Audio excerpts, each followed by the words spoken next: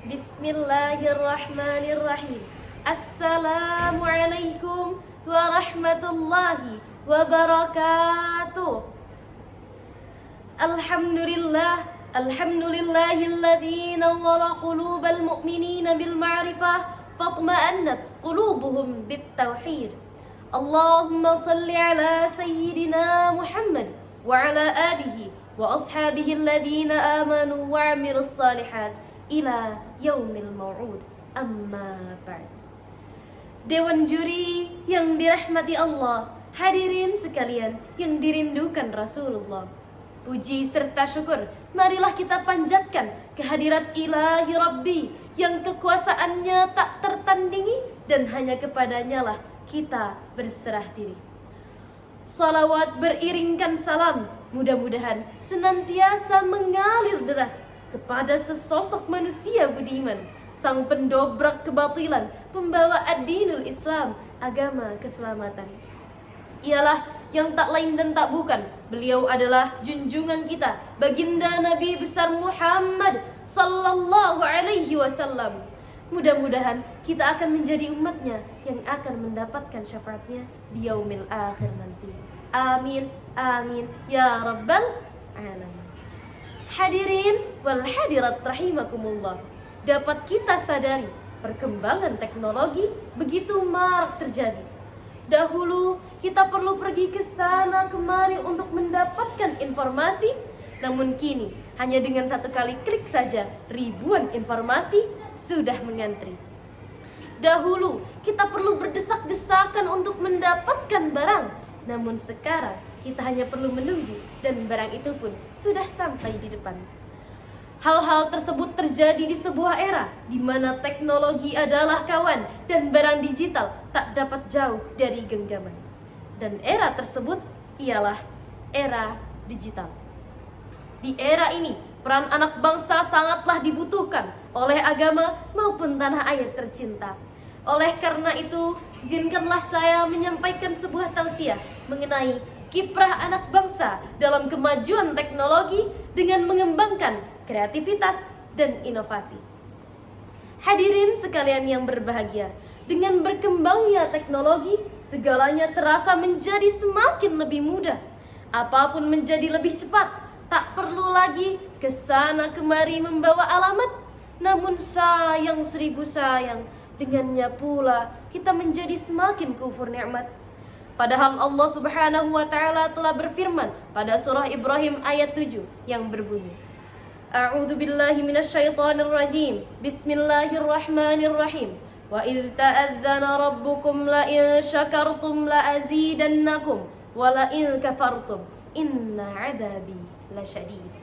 Yang artinya, dan ingatlah ketika Tuhanmu memaklumkan, sesungguhnya jika kamu bersyukur, niscaya aku akan menambah nikmat untukmu. Namun jika kamu mengingkari nikmatku, maka sungguh azabku sangatlah pedih.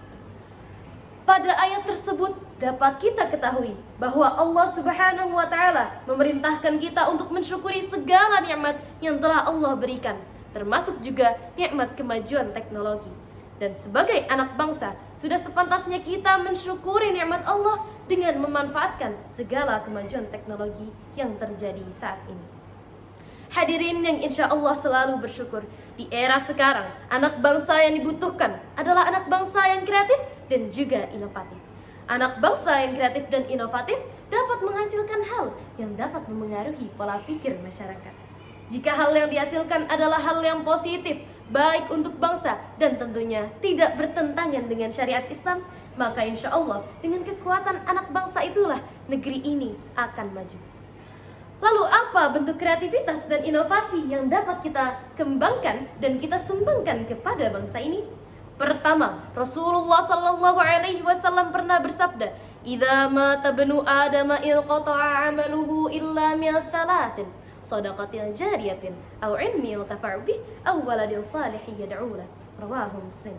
Yang artinya, ketika anak cucu Adam meninggal dunia, maka terputuslah seluruh amalannya kecuali 3 hal: sedekah jariah, ilmu yang bermanfaat, dan anak soleh yang mau mendoakannya. Hadis riwayat Muslim. Hadis tersebut menjelaskan bahwa ketika kita masih hidup di dunia, alangkah baiknya kita untuk mencari amal-amal soleh sebagai bekal di akhirat kelak.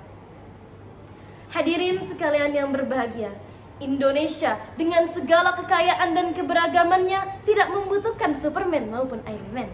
Namun yang bangsa ini butuhkan adalah anak bangsa yang cerdas dan juga berpendidikan. Dengan kemajuan teknologi yang kita rasakan, disinilah kesempatan kita untuk menyebarluaskan ilmu yang bermanfaat. Selain dapat mencerdaskan anak bangsa, hal itu pula dapat menjadikan modal investasi kita di akhirat kelak. Yang kedua hadirin, jika kita bandingkan, dahulu orang-orang memerlukan banyak buku jika ingin mempelajari sejarah maupun ilmu agama. Dahulu pula, orang-orang perlu membawa Al-Quran kemana-mana jika ingin bepergian. Namun sekarang, para anak bangsa dapat menciptakan karya yang dapat kita gunakan tanpa harus repot-repot, namun tidak mengurangi kebiasaan-kebiasaan baik yang terkandung di dalamnya.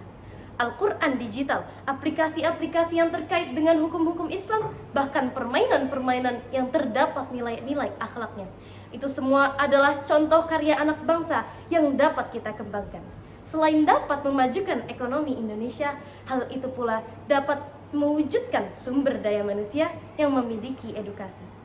Oleh karena itu semualah, sebagai anak bangsa, sudah sepantasnya kita menjadikan kemajuan teknologi ini sebagai lahan kita untuk mengembangkan kreativitas dan inovasi.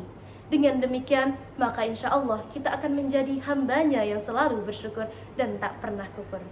Demikianlah tausiah yang dapat saya sampaikan, mudah-mudahan bermanfaat bagi kita semua.